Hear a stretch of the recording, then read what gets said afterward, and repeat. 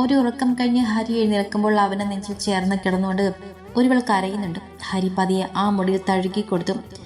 നമ്മൾ നമ്മൾ ഒറ്റയ്ക്കായി ലേട്ടാ. അവന്റെ സ്പർശത്തിലൂടെ അവൻ എഴുന്നേറ്റു എന്ന് തോന്നിയപ്പോൾ ലച്ചു വിങ്ങിപ്പൊട്ടിക്കൊണ്ട് പറഞ്ഞു. ഹരി അതിനൊന്നും മിണ്ടിയില്ല. നമ്മളല്ലല്ലോ, ഞാനല്ലേ ഒറ്റയ്ക്കായത് എന്നൊരു ചിന്ത അവനിൽ നിറഞ്ഞു. 1-2 ദിവസം എല്ലാവരും കാണും. അത് കഴിഞ്ഞാൽ അടുത്തുള്ള അവരുടെ സ്വന്തം വീടുകളിലേക്ക് അവരും പോകും. കുറച്ച് ദിവസം കൂടെ നെഞ്ചിൽ കിടന്നവൾ അച്ഛൻ്റെ അമ്മയുടെയും വേർപാടിൽ വേദനിച്ചുകൊണ്ട് ഇവിടെ നിൽക്കും. പിന്നെ അവളും ഭർത്താവിൻ്റെ വീട്ടിലേക്ക് പോകും. പിന്നെ ശ്രീഹരി മാത്രം ആ വലിയ വീട്ടിൽ ഒറ്റയ്ക്ക്. അത് ഓർത്തതേ അവൻ്റെ ചെന്നീയുടെ കണ്ണുനീർ ഒഴുകിയിറങ്ങി. വലതും കഴിക്കണ്ടേ മോളെ? ഹരി ആ കിടപ്പിൽ കിടന്നുകൊണ്ട് ലച്ചുവിനെ തലമുടിയിൽ തഴുകിക്കൊണ്ട് ചോദിച്ചു. ലച്ചു അതിനൊന്നും മിണ്ടിയില്ല. ഹരി പിന്നെ ഒന്നും ചോദിച്ചതുമില്ല. ഇപ്പൊ കഴിക്കാനൊക്കെ കാണും. കുറച്ച് ദിവസം കഴിഞ്ഞാൽ എല്ലാവരും പോയി കഴിഞ്ഞാൽ എന്നും പുറത്തുനിന്ന് വാങ്ങി കഴിക്കാൻ പറ്റും? വെച്ചുണ്ടാക്കി കഴിക്കാൻ അറിയോ? ഇല്ല. ആദ്യത്തെ ദിവസങ്ങളിൽ അപ്പുറത്തുനിന്നും ഇപ്പുറത്തുനിന്നും സമയത്തിന് വെച്ചുണ്ടാക്കി കൊണ്ടുതരും. പിന്നെ സമയം തെറ്റിക്കൊണ്ടുതരും. പിന്നെ സമയമാകുമ്പോൾ അവിടെ പോയി കഴിക്കേണ്ടി വരും. പതി അതും നിൽക്കും. വേണ്ടത് എന്തെങ്കിലും വേണമെങ്കിൽ ഒറ്റയ്ക്കുണ്ടാക്കി കഴിച്ചു കിടക്കും.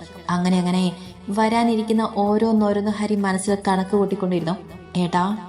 ഹരി ചിന്തകൾ അവസാനിപ്പിച്ചുകൊണ്ട് മുഖം താഴ്ത്തി ലച്ചുവിനെ നോക്കി. കരഞ്ഞുകൊണ്ട് ആ മുഖമൊക്കെ വീർത്തിട്ടുണ്ട്. എത്രയൊക്കെ പറഞ്ഞാലും രണ്ടുപേരുടെയും വേർപാട് അവളെ ഒത്തിരി ഉലച്ചു കളഞ്ഞിട്ടുണ്ട്. ഹരി മുഖം താഴ്ത്തി ലച്ചുവിന് നെറ്റിയിലൊന്നും മുത്തി. ഒന്ന് ഫ്രഷ് ആയിട്ട് വാ, എന്നിട്ട് നമുക്ക് വലതും കഴിക്കാം. കുഴിഞ്ഞുപോയി അവളുടെ കണ്ണുകളിലേക്ക് നോക്കിയവൻ വാത്സല്യത്തിൽ പറയുമ്പോൾ ലച്ചു തലയാട്ടി. ഹരി ബെഡിൽ നിന്നും എഴുന്നേറ്റ് പുറത്തേക്ക് പോയതും ലച്ചു ഡ്രസ്സ് എടുത്ത് ബാത്റൂമിലേക്ക് കയറി. ലച്ചു കുളി കഴിഞ്ഞിറങ്ങുമ്പോൾ റൂമിൽ ഹരിയില്ല. മുടിയൊക്കെ നല്ലതുപോലെ തുടച്ച ശേഷം ലച്ചു ഒന്ന് കണ്ണാടിക്ക് മുന്നിൽ വന്നു നിന്നു. ഒറ്റ രാത്രി കൊണ്ട് ആകെ കോലം കേട്ടിട്ടുണ്ടെന്ന് ആ മുഖത്ത് തന്നെ മനസ്സിലാക്കാം. ഒഴിഞ്ഞു കിടക്കുന്ന സീമന്തിലേക്ക് കണ്ടതും അവളുടെ കണ്ണുകൾ സിന്ദൂരച്ചിപ്പിന് വേണ്ടി പാഞ്ഞു. അവളുടെ റൂമല്ല, ആരുടെയും റൂമല്ല, ഗസ്റ്റ് റൂമിലാണ് അവളെ ഓർമ്മ വന്നതും അവൾ പുറത്തേക്ക് നടന്നും. ഒരു കറുപ്പ് പാൻറ്റും ലൈറ്റ് നീല നിറത്തിലുള്ള ടോപ്പുമാണ് അവളുടെ വേഷം. റൂമിൽ നിന്ന് പുറത്തേക്ക് ഇറങ്ങിയപ്പോൾ ആദ്യം നോക്കിയത് റയാൻഷിനെയാണ്. അവരും അവളുടെ കൂടെ കിടന്നുറങ്ങുമെന്ന് പ്രതീക്ഷയിലായിരുന്നു അവൾ ഉറങ്ങിയത്. എഴുന്നേറ്റപ്പോൾ അവന്റെ സ്ഥാനത്ത് ഹരി. അത് കണ്ടപ്പോൾ കൂടുതലൊന്നും ചിന്തിച്ചില്ല. അപ്പോഴത്തെ സങ്കടം ഹരിയോട് പറഞ്ഞു കരഞ്ഞു. ഇപ്പൊ വീണ്ടും ആളെ കണ്ണുകൾ തിരയുവാണ്. ലച്ചു. ഡൈനിങ് ടേബിൾ ഭാഗത്ത് നിന്ന് ഹരി വിളിച്ചതും ലച്ചു ചുറ്റും വന്ന് നോക്കിക്കൊണ്ട് അങ്ങോട്ട് നടന്നു. ഹരി കുളിയൊക്കെ കഴിഞ്ഞ് കഴിക്കാൻ വരുന്നിട്ടുണ്ട്. വല്യച്ഛന്മാരും വല്യമ്മമാരും ഒക്കെയുണ്ട്. ലച്ചു അതിനിടയിലും അവളെ പ്രിയപ്പെട്ടവന്റെ മുഖം തിരിഞ്ഞു. ഇല്ലെന്ന് കണ്ടതും മുഖം വാടി. റയാൻഷ് വീട്ടിൽ പോയത്രേ, കുറച്ചു കഴിഞ്ഞ് വരാമെന്ന് പറഞ്ഞെന്ന്. അവളുടെ നോട്ടവും നിൽപ്പും കണ്ടപ്പോൾ തന്നെ ഹരിക്ക് കാര്യം മനസ്സിലായി. അതുകൊണ്ടാണ് കഴുകാനിരിക്കുമ്പോൾ റയാൻഷിനെ അന്വേഷിച്ചപ്പോൾ വല്യച്ഛൻ പറഞ്ഞത്. അവൻ ലച്ചുവിനോട് പറഞ്ഞത്. ലച്ചു ഹരിയെന്ന് നോക്കിക്കൊണ്ട് ചെയറിലേക്ക് ഇരുന്നു. ഞാൻ വിളമ്പാൻ വല്യമ്മേ. അവളുടെ മുന്നിലെ പാത്രത്തിലേക്ക് ചോറ് വിളമ്പെന്ന് തടഞ്ഞുകൊണ്ട് അവൾ പറഞ്ഞു. വല്യമ്മ ഒന്നും പറയാതെ ചോറ് കോരി അവളുടെ കയ്യിൽ കൊടുത്തു. ലച്ചു അവൾക്ക് വേണ്ട ലേശം ചോറ് പാത്രത്തിലേക്ക് വിളമ്പി. കുറച്ചുകൂടെ കഴുകി വെച്ചു. എല്ലാവരുടെയും കണ്ണുകൾ ലച്ചുവിന്റെ പാത്രത്തിലായിരുന്നു. ഹരി പറയാൻ വന്ന വാക്കുകൾ വല്യച്ഛൻ പറഞ്ഞതും ലച്ചു ഒന്നും മിണ്ടാതെ നിറഞ്ഞ കണ്ണുകളോടെ അദ്ദേഹത്തെ നോക്കി. എനിക്ക് വേണ്ടാഞ്ഞിട്ടാ, വിശപ്പില്ല. ഇപ്പൊ കരയുന്ന പോലെ പറയുന്നവളെ നോക്കി എല്ലാരും അവളുടെ മുഖം മാറ്റി. ഹരി ലച്ചുവിനെ ഒന്ന് നോക്കി. അവന്റെ മുന്നിലെ ഭക്ഷണം കഴിച്ചു തുടങ്ങി. ലച്ചു ഇടത്തെ കൈകൊണ്ട് കണ്ണുകൾ അമർത്തി തുടച്ചു.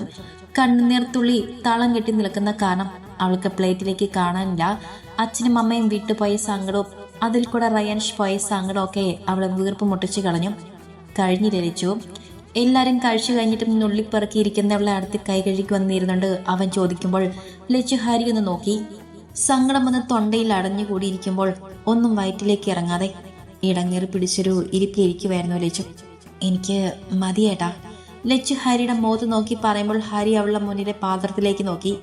ആകെ ഒരു കുഞ്ഞിക്കൈ ചോറെടുത്തുള്ളൂ. അതുപോലെ തന്നെ അതിൽ കിടക്കുന്നുണ്ട്. വേണ്ടെങ്കിൽ എഴുന്നേറ്റോ. ഹരി പറഞ്ഞതും ലച്ചു വേഗം പാത്രം കയ്യിൽ എടുത്തുകൊണ്ട് അടുക്കളയിലേക്ക് നടന്നു. അടുക്കളയിൽ ചെന്നാൽ ഒരു വഴക്ക് കേൾക്കുമെന്ന് അവൾക്ക് ഉറപ്പുണ്ട്. ഇന്നലെ തൊട്ടൊന്നും കഴിക്കാത്തതിനും ഇപ്പൊ ഭക്ഷണം ബാക്കിയാക്കിയതിനും. ലച്ചു, നീ എനിക്ക് വേണ്ടാഞ്ഞിട്ട് ഏട്ടത്തി. ഒന്നും ഉറങ്ങുന്നില്ല. ലച്ചു അടുക്കളയിലേക്ക് വന്നതും വല്യച്ഛൻ്റെ മരുമകൾ ലച്ചുവിന്റെ കയ്യിൽ നിന്ന് പാത്രം വാങ്ങി എന്തോ പറയാൻ തുടങ്ങിയതും ലച്ചു കരഞ്ഞുകൊണ്ട് പറഞ്ഞു. പറയാൻ വന്നതും പറഞ്ഞുകൊണ്ട് അവർ ലച്ചുവിന്റെ കവിളിൽ പതിയെ തലോടി. ഞാൻ കഴുകി വെച്ചതാ, നീ കൈ കഴുകി കുറച്ചു നേരം പോയി കിടന്നോ. അവർ പറഞ്ഞതും ലച്ചു തലയാട്ടി അടുക്കളയിൽ നിന്ന് തിരിഞ്ഞു നടന്നു. അടുക്കളയിൽ ഉണ്ടായിരുന്ന എല്ലാവരും അവൾ തന്നെ ഒന്ന് നോക്കി. പാവം രൂപ എങ്ങനെയൊക്കെ ആയാലും അവളോട് ലച്ചുവിന് സ്നേഹം ഉണ്ടായിരുന്നു. പിന്നെ മാധവേട്ടൻ ഈ വിവാഹത്തിലൂടെ ലച്ചുവിൻ്റെ ജീവിതം തന്നെ തകർക്കാൻ നോക്കിയാലും ആ പയ്യനെ അവൾക്ക് കിട്ടിയില്ലേ, വലിയൊരു കുടുംബത്തെ കിട്ടിയില്ലേ. അതിപ്പോ മാധവൻ അങ്ങനെ ഒരു ഡീൽ വെച്ചില്ലെങ്കിലും നടക്കും. മാധവൻ അങ്ങനെ ഒരു ഡീൽ വെച്ചില്ലെങ്കിൽ ഇതിലും നന്നായി ആ ബന്ധം മുന്നോട്ട് പോകുമായിരുന്നു. പറഞ്ഞിട്ട് കാര്യമില്ല, ഇങ്ങനെയൊക്കെ ആവാനാവും വിധി. ലച്ചു അടുക്കളിൽ നിന്ന് പോയതും ഓരോരുത്തരും അവരുടെ അഭിപ്രായങ്ങൾ നീട്ടിയും കുറുക്കിയും പറഞ്ഞുകൊണ്ടിരുന്നു. ലച്ചു നേരെ പോയത് ഹരിയുടെ അടുത്തേക്കാണ്. അവൻ പുറത്തുള്ള ചെയറിലിരിക്കുവാണ്. ലച്ചു പതി അവന്റെ അടുത്തേക്ക് നടന്നു. ലച്ചുവിനെ കണ്ടതും ഹരി ഒരു ചെയറെടുത്ത് അവന്റെ അടുത്തേക്ക് നീക്കി വെച്ചു. ലച്ചു അതിലേക്ക് ഇരുന്നു. ലച്ചു ആ ചെയറിലിരുന്ന് ഹരിയുടെ തോളിലേക്ക് ചാരി. ഏട്ടന്റെ ഫോൺ തരുമോ? എനിക്ക് കിച്ചുവേണമെന്ന് വിളിക്കാനാ. എന്റെ ഫോൺ എവിടെയോ അവിടുന്ന് കൊണ്ടുവന്നിട്ടെന്ന് തോന്നുന്നു. കുറച്ചു നേരത്തെ മൗനത്തിന് ശേഷം ലച്ചു ഹരിയുടെ തോളിൽ ചാരിയിരുന്നുകൊണ്ട് പറയുമ്പോൾ ഹരി അവന്റെ പോക്കറ്റിൽ നിന്ന് ഫോൺ എടുത്ത് ലച്ചുവിന് നേരെ നീട്ടി. അവരിൽ നിന്ന് അകലാതെ ആ ഇരിപ്പിലിരുന്നുകൊണ്ട് തന്നെ ലച്ചു റയാൻഷിന്റെ നമ്പറിലേക്ക് അടിച്ചു ചെവിയിൽ വെച്ചു. ഹലോ. ഉറക്കച്ചാടുകൾ അവന്റെ ശബ്ദം കേട്ടപ്പോൾ തന്നെ അവന് ഉറങ്ങുവാണെന്ന് ലച്ചുവിന് മനസ്സിലായി. രാത്രി വരുമോ കിച്ചുവേട്ടാ? ആ ചോദ്യം കേട്ടപ്പോൾ വരുമെന്ന് തീരുമാനിച്ചുറപ്പിച്ചു പോയവനാണെങ്കിലും തിരിച്ചു വരുമെന്ന് ഹരി ഉറപ്പിച്ചു. അത്രയ്ക്ക് നിഷ്കളങ്കമായിരുന്നു ആ ചോദ്യം, അത്രയും ആർദ്രമായിരുന്നു ആ ശബ്ദം. റയാൻ ചൊന്നും മോളി. ലച്ചു ഇനിയിപ്പോൾ എന്ത് പറയുമെന്നറിയാതെ ഒരു നിമിഷം നിന്നു. അവന്റെ നമ്പറിലേക്ക് അടുത്ത് ചെവിയിൽ വയ്ക്കുന്ന നിമിഷം വരെ അവനോട് ചോദിക്കാൻ 3-4 ചോദ്യങ്ങളുണ്ടായിരുന്നു. എന്നാൽ ഈ നിമിഷം അതൊന്നും ഇല്ലാതെയായി. ഒന്നും വരുന്നില്ല. കഴിച്ചോ? രണ്ടുപേരും ഒപ്പം ചോദിച്ച ചോദ്യത്തിന് രണ്ടുപേരും ഒപ്പം മോളി. എന്നാ ഞാൻ വെക്കുക. കിച്ചുവേട്ടൻ രാത്രി വരില്ലേ? ഉറങ്ങി എഴുന്നേറ്റിട്ട് വരുമോ? പ്രതീക്ഷയുള്ള ചോദ്യം വീണ്ടും. റയാൻ അതിനൊന്നും മോളി. ലച്ചു ഫോൺ വെച്ച് ഹരിക്ക് നിര നീട്ടി. അത്ര പ്രശ്നക്കാരൊന്നും അല്ലല്ലേ, സ്നേഹമുള്ളവനാ അല്ലേ, പക്ഷേ പ്രകടിപ്പിക്കാൻ അറിയില്ല. ഹരി പറയുമ്പോൾ അത് റയാൻഷിനെ കുറിച്ചാണെന്ന് അവൾക്ക് മനസ്സിലായി. ആക്സിഡന്റ് ആയെന്ന് പറഞ്ഞ് രുദ്രൻ വിളിക്കുന്നത് വരെ ആ വീട്ടിൽ നടന്ന ഓരോ കാര്യങ്ങൾ ലച്ചു പറയുമ്പോൾ ഹരി അവളെ ചേർത്ത് പിടിച്ചു. ഇനി പേടിക്കാനൊന്നുമില്ല ഏട്ടാ, എന്നെ ഇഷ്ടമാണെന്ന് എല്ലാവർക്കും മനസ്സിലായി. എന്തിനു വേണ്ടിയും ഈ ബന്ധം ഉപേക്ഷിക്കില്ലെന്നും എല്ലാവർക്കും മനസ്സിലായി കാണും. ഇപ്പം നമ്മൾ ഒറ്റയ്ക്കായ സ്ഥിതിക്ക് ആർക്കും നമ്മളോട് ദേഷ്യം കാണില്ലല്ലേ ഏട്ടാ. എല്ലാവർക്കും സഹതാവുമാവുമല്ലേ. സ്വന്തം അമ്മ എന്നോ പോയി, ഇപ്പോൾ അച്ഛനും അമ്മയുടെ സ്ഥാനത്തേക്ക് വന്നവരും പോയി അല്ലേ. നമ്മൾ മാത്രം. ലച്ചു ഒരു പൊട്ടിക്കരച്ചിലോടെ പറഞ്ഞു നിർത്തുമ്പോൾ ഹരി അവളെ അവന്റെ നെഞ്ചിലേക്ക് അമർത്തി പിടിച്ചു. അവന്റെ കണ്ണുകൾ നിറഞ്ഞൊഴുകിയിരുന്നു. നമുക്ക് നമ്മളില്ലേ, എന്തിനു പോന്ന ഒരു അളിയനില്ലേ, അവന്റെ കുടുംബമില്ലേ, നമ്മുടെ വല്യച്ഛന്മാരും വല്യമ്മമാരും ഒക്കെ ഇല്ലേ, പിന്നെ എങ്ങനെ നമ്മൾ ഒറ്റയ്ക്കാവും? നമുക്ക് എല്ലാവരും ഉണ്ട്. അവളെ സമാധാനിപ്പിക്കാൻ എന്നതുപോലെ ഹരി പറയുമ്പോൾ ലച്ചു കരഞ്ഞുകൊണ്ട് അവന്റെ നെഞ്ചിലേക്ക് ഒന്നുകൂടെ അമർന്നിരുന്നു. ഒരു പക്ഷേ ഈ സഹോദരങ്ങൾ തമ്മിൽ പരസ്പരം താങ്ങും തണലുമായി. അവരുടെ വേദന അവർ തമ്മിൽ പറഞ്ഞു തീർത്ത് ആശ്വാസം കണ്ടെത്താനാകും ആ ഒരുവൻ അവർക്കിടയിൽ നിന്ന് കുറച്ചു നേരത്തേക്കെങ്കിലും പോയത് പോലും. റയാൻഷ് കാർ നിർത്തി കാറിൽ നിന്നിറങ്ങി. രാത്രി 9 മണിയൊക്കെ ആയിട്ടുണ്ട്. വീട്ടിൽ നിന്നിറങ്ങുമ്പോൾ കഴിച്ചിട്ടാണ് അവൻ ഇറങ്ങിയത്. ഇനി ഇവിടെ വന്ന് കഴിക്കാൻ വയ്യാത്തത് കൊണ്ടാണ്. മാധവന്റെ മരുമകനല്ലേ. കാർ നിർത്തി ലോക്കാക്കി അകത്തേക്ക് നടക്കാൻ ഒരുങ്ങുമ്പോഴാണ് അകത്തുനിന്ന് പുറത്തേക്ക് വരുന്ന ഒരാൾ അവനോട് ചോദിച്ചത്. അദ്ദേഹത്തെ നോക്കിയൊന്ന് മൂളിക്കൊണ്ട് അവൻ അകത്തേക്ക് നടന്നു. മാധവന്റെ കൂട്ടുകാരനാണ്. ഭാര്യയും മകളെയും കൂട്ടി വെറുതെ ഒന്ന് വന്നു പോകാൻ വേണ്ടി വന്നതാണ് അവരൊക്കെ. വിവാഹത്തിന് റയാൻഷിനെ കണ്ട പരിചയമുണ്ട്. അതിന്റെ പുറത്ത് ചോദിച്ചതാണ്. പക്ഷെ ചെറുക്കന് ജാട. അദ്ദേഹം അവനെ നോക്കി ഫാമിലി കൂട്ടി കാറിൽ കയറി. റയാൻഷ് അകത്തേക്ക് നടക്കുമ്പോൾ വേറെ ആരൊക്കെയുണ്ട്. വല്യമ്മമാരുടെയൊക്കെ ഫാമിലിയാണെന്ന് തോന്നുന്നു. റയാൻഷ് ഹാളിലേക്ക് ഒന്ന് ചുറ്റും നോക്കി. എല്ലാവരും ഓരോരോ ഭാഗത്തിരുന്ന് ഓരോന്നൊക്കെ സംസാരിക്കുന്നുണ്ട്. ലച്ചു. റയാൻഷിനെ കണ്ടും വല്യമ്മ ഹാളിൽ നിന്ന് അടുക്കളയിലേക്ക് നോക്കി വിളിച്ചു. അത് അവനെ കണ്ടിട്ട് വിളിക്കുന്നതാണെന്ന് മനസ്സിലായതും അവൻ പുറത്തേക്ക് നടന്നു. എല്ലാവരുടെയും കണ്ണുകൾ അവനിലാകുമെന്ന് അവൻ ഉറപ്പുണ്ടായിരുന്നു. അതുകൊണ്ട് തന്നെയാണ് അവൻ പുറത്തേക്ക് ഇറങ്ങിയതും. കിച്ചുവേട്ടാ. ലച്ചുവിന്റെ ശബ്ദം കേട്ടതും മുറ്റത്തേക്ക് ഇറങ്ങി നിന്നവൻ തിരിഞ്ഞു നോക്കി. കയ്യിലൊരു കപ്പ് പിടിച്ചും കൊണ്ട് നിൽക്കുന്ന ലച്ചുവിനെ കണ്ടതും അവൻ അവൾക്ക് നേരെ തിരിഞ്ഞതും ലച്ചു അവന്റെ അടുത്തേക്ക് നടന്നു വന്നു. നല്ല തലവേദന, ഒരു കാപ്പി ഇട്ടതാ, കിച്ചുവേണ്ട വേണോ? കയ്യിലുള്ള കപ്പ് അവന് നേരെ ഉയർത്തി പിടിച്ചുകൊണ്ട് അവൾ ചോദിച്ചു. റയാൻഷ് വേണ്ടെന്ന് തലയാട്ടി. ഒപ്പം ലച്ചുവിനെ തോളിയുടെ കൈയിട്ട് അവനിലേക്ക് ചേർത്ത് നിർത്തി. സങ്കടമൊക്കെ മാറിയോ? അവൻ അവളെ റൂമിൽ കിടത്തി പോകുമ്പോൾ ഉണ്ടായിരുന്നത് പോലെ ഒന്നുമല്ല. ഇപ്പൊ അവളുടെ മുഖം ഒന്ന് സമാധാനമായിട്ടുണ്ട്. അവനെ ചോദ്യം ലച്ചു ഒന്നും മിണ്ടിയില്ല. സങ്കടമൊക്കെയുണ്ട്, പക്ഷെ പൊരുത്തപ്പെടാൻ മനസ്സിനെ പാകപ്പെടുത്തി കഴിഞ്ഞു. അകത്തേക്ക് വാ. കയ്യിലുള്ള കപ്പിലേക്ക് ഊതി അത് ചുണ്ടോട് അടുപ്പിച്ച് കുറച്ച് കൊടുത്ത ശേഷം അവൾ ചോദിച്ചു. ഹൈ, കുറച്ചു നേരം ഇവിടെ നിൽക്കാം, അകത്തൊക്കെ ആളുകളല്ലേ. റയാൻഷ് പറയുമ്പോൾ ലച്ചു ഒന്ന് മോളി. അപ്പം കയ്യിലുള്ള കപ്പ് ചുണ്ടോട് മുട്ടിച്ചു. ഇവരൊക്കെ ഇന്ന് ഇവിടെയാണോ കിടക്കുന്നത്? ആരും ഇതുവരെ അടുത്തുള്ള അവിടെ വീട്ടിലേക്ക് പോയിട്ടില്ലെന്ന് കണ്ട റയാൻഷ് ചോദിച്ചു. ആകും. എല്ലാവരും ഇല്ലെങ്കിലും വല്യച്ഛന്മാരും വല്യമ്മമാരും പെൺമക്കളും കുറച്ച് ദിവസം ഇവിടെ നിൽപ്പുണ്ടാവും. പിന്നെ പിന്നെ അവരും പോകും. അവസാനത്തേക്ക് എത്തിയപ്പോൾ അവളെ ശബ്ദമൊന്ന് അടഞ്ഞു. അത് മനസ്സിലാക്കിയതുപോലെ റയാൻഷ് അവളെ അവനോട് ചേർത്ത് പിടിച്ചു. നമ്മളും പോവില്ലേ? ഇതല്ലല്ലോ നമ്മളെ വീട്. അവളെ ചേർത്ത് പിടിച്ചുകൊണ്ട് റയാൻഷ് പറഞ്ഞതും ഒന്ന് ഞെട്ടിക്കൊണ്ട് ലച്ചു അവന് മുഖത്തേക്ക് നോക്കി. ഈ നിമിഷം വരെ അവൾ അങ്ങനെ ഒരു കാര്യം ചിന്തിച്ചിട്ടില്ല. അവളും അവളുടെ ഏട്ടനും ഒറ്റയ്ക്കായി, അത്രയും അവൾ ആലോചിച്ചുള്ളൂ. അവളില്ല, ഹരി മാത്രമേ ഒറ്റയ്ക്കാവുന്നുള്ളെന്ന് ആലോചിച്ചതേ ഒരു പൊട്ടിക്കരച്ചിൽ അവളെ ഉള്ളിൽ നിന്ന് പുറത്തേക്ക് വന്നു. എൻ്റെ ഏട്ടനോ? കണ്ണുകൾ നിറഞ്ഞൊഴുക്കിക്കൊണ്ട് അവൾ ചോദിക്കുമ്പോൾ റയാൻഷ് പിന്നിലേക്ക് തിരിഞ്ഞു നോക്കി. ആരെങ്കിലും അവരെ നോക്കുന്നുണ്ട് എന്നാണ് അവൻ നോക്കിയത്. ആരുമില്ലെന്ന് കരുതും ലച്ചുവിനെ അവനെ നെഞ്ചിലേക്ക് ചേർത്ത് പിടിച്ചു. ലച്ചു നിറഞ്ഞൊഴുകുന്ന കണ്ണുകളോടെ ഞെട്ടനെ നിൽക്കുകയാണ്. രണ്ട് കൈകൊണ്ടും കയ്യിലുള്ള കപ്പിൽ മുറുക്കെ പിടിച്ചതുകൊണ്ട് അവൾ റയാൻഷിനെ ചേർത്ത് പിടിച്ചില്ല. പക്ഷെ അവൾ ലച്ചുവിനെ അവനെ നെഞ്ചിലേക്ക് അണച്ചു പിടിച്ചിട്ടുണ്ട്. നിന്റെ ഏട്ടൻ ഇവിടെ, അവന്റെ വീട്ടിൽ അപ്പുറത്ത് ദേ നോക്കിയാൽ കാണുന്നിടത്ത് നിന്റെ വല്യച്ഛന്മാരൊക്കില്ലേ, ഒന്ന് വിളിച്ചാ അവർക്ക് ഓടി വരില്ലേ? റയാൻഷ് അവളെ സമാധാനിപ്പിക്കാൻ എന്നതുപോലെ അവളുടെ നേരെ മുഖം അല്പം താഴ്ത്തി പറയുമ്പോൾ ലച്ചു ഒന്നും മിണ്ടാതെ അവന്റെ മുഖത്തേക്ക് നോക്ക് മാത്രം ചെയ്തു. അല്ലെങ്കിലും നിന്റെ ഏട്ടനോട് നമ്മുടെ കൂടെ വരുമെന്ന് ചോദിച്ചു നോക്ക്, നമ്മുടെ വീട്ടിലേക്ക്. അത് നമ്മുടെ വീടല്ലല്ലോ, എല്ലാവരും ഉള്ള വീടല്ലേ. നമ്മൾ രണ്ടുപേരും മാത്രമാണെങ്കിലല്ലേ അത് നമ്മുടെ വീടാവൂ. റയാൻഷ് പറഞ്ഞത് എവിടേക്കോ തട്ടി തടഞ്ഞ പോലെ അവൾ പറയുമ്പോൾ റയാൻഷ് ലച്ചുവിനെ നോക്കി തലയാട്ടി. അങ്ങനെയൊക്കെ ഉണ്ടല്ലേ, എന്നാലേ ആ എല്ലാവരുമുള്ള നമ്മുടെ വീട്ടിൽ നിൽക്കാൻ പറ്റുമെങ്കിൽ നിന്റെ ഏട്ടൻ വന്ന് നിന്നാ മതി.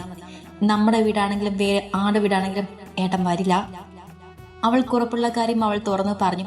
അതിപ്പോ റയാൻഷിന് അറിയാത്ത കാര്യമൊന്നുമല്ല. അങ്ങനെ പറയുന്നത് അളിയെന്ന നിലയ്ക്ക് എന്റെ മര്യാദ. അവൻ വരുന്നോ വരുന്നില്ലേ എന്നൊക്കെ അവന്റെ തീരുമാനം. റയാൻഷ് അലസമായി പറയുമ്പോൾ ലച്ചു അവനെ നെഞ്ചിൽ നിന്ന് അകന്നു മാറി. റയാൻഷ് അവളെ നോക്കുന്ന സമയം അകത്ത് നിന്ന് ആരൊക്കെ പുറത്തേക്ക് വന്നിരുന്നു. വീണ്ടും അവളെ ചേർത്ത് പിടിക്കാൻ ഒരുങ്ങിയ കൈകൾ അടക്കി വെച്ചുകൊണ്ട് അവന് ഒതുങ്ങി നിന്നു. എന്നാ ഞങ്ങൾ ഇറങ്ങട്ടെ മോളെ, ഇടയ്ക്ക് വരാം.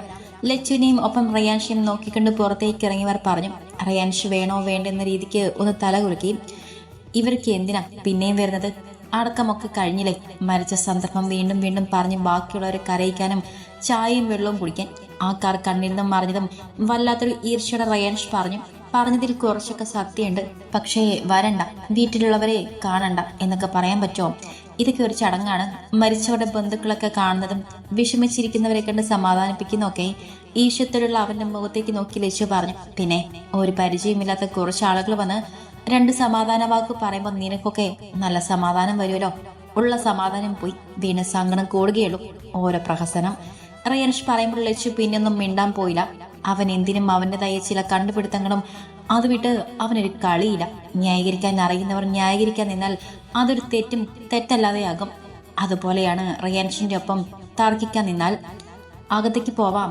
അതും പറഞ്ഞിട്ട് ലച്ചു അകത്തേക്ക് നടക്കുമ്പോൾ റയാൻഷ് അവൾക്ക് പിന്നിൽ നടന്നുകൊണ്ട് ഒന്ന് ചിരിച്ചു. ഒന്ന് നേരെ സങ്കടപ്പെടാൻ പോലും പെണ്ണിന് അറിയില്ലെന്നാണ് അവൻ ചിന്തിച്ചത്.